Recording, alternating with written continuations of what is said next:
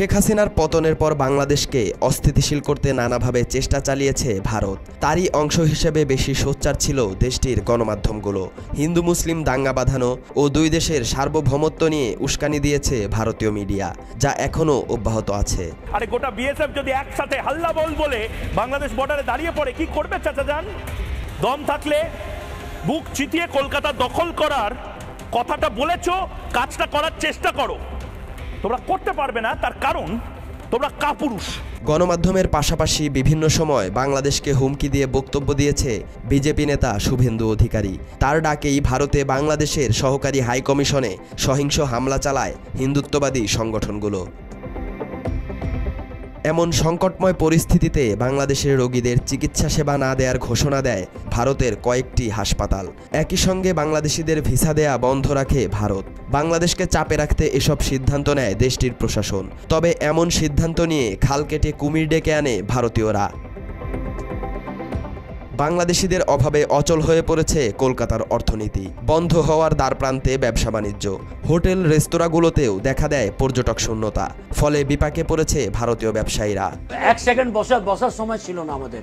এখন বসার, এই যে আমরা বসে আছি, এখন কাজ নেই, আমার কাস্টমারের জন্য বসে আছি সকাল দিয়ে। সবের একসঙ্গে তো একটা কাজ চলছে না, এখানে অনেক লোকের সঙ্গে পরিবার চলছে, ওটা কে দেখবে?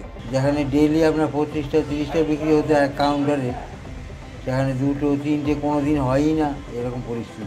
কিছুদিন আগে বাংলাদেশ বিদ্বেষী হলেও এখন ভোল পাল্টেছে ভারতীয়দের। বাংলাদেশের পর্যটকদের সব ধরনের সেবা দিতে সংবাদ সম্মেলন করে কলকাতার মার্কুইস স্ট্রিটের ব্যবসায়ীরা।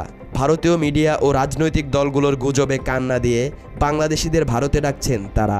ভিসা প্রক্রিয়াটা শিথিল হলে আপনারা ইন্ডিয়াতে আসুন, আপনারা কলকাতাতে আসুন, আপনাদের জন্য কলকাতা সেফ জায়গা, আপনাদের জন্য ইন্ডিয়াটা সেফ জায়গা, গুজবে কান কেউ দিবেন না। আমাদের ওয়েস্ট বেঙ্গল বরাবরই সেফ। আমাদের প্রশাসন, আমাদের গভর্নমেন্ট যারা আছে, লোকাল স্টেট গভর্নমেন্ট আমাদের সাপোর্ট সবসময় দিচ্ছে। শুধু ব্যবসায়ীরাই নয়, বাংলাদেশি রোগী না দেখার ঘোষণা দেয়া ডাক্তারদের বিরোধিতা করছেন খোদ ডাক্তাররাই। ভারতবর্ষে চিকিৎসকরা পরিষ্কার বলে দিয়েছে চিকিৎসা করবে। দু একজন কি বলেছে সেটা নিয়ে কিন্তু বিষয় নয়, বিভিন্ন আওয়াজ তোলা হচ্ছে যেটা কোনো প্রয়োজন নেই। এদিকে বাংলাদেশের সঙ্গে ভারতের সম্পর্ক এতটা খারাপ হতে পারে সেটা অনেকেই ভাবেননি। আবার দুদেশের মানুষ একে অপরকে হুঁশিয়ারি দিবে সেটাও তাদের কাম্য নয়। রাজনৈতিক দ্বিধাদ্বন্দ্ব ভুলে আবারও বাংলাদেশের সঙ্গে কাজ করতে চায় ভারতের মানুষ। আমরা কোনোদিনও ভাবতে পারিনি যে বাংলাদেশের সঙ্গে আমাদের সম্পর্কটা এই জায়গায় চলে আসবে। যদিও দুদেশের সাধারণ মানুষ কখনোই চায় না এই মনোমালিন্য থাকুক বা বিভেদ থাকুক। সালাউদ্দিন সাজু, বাংলা এডিশন।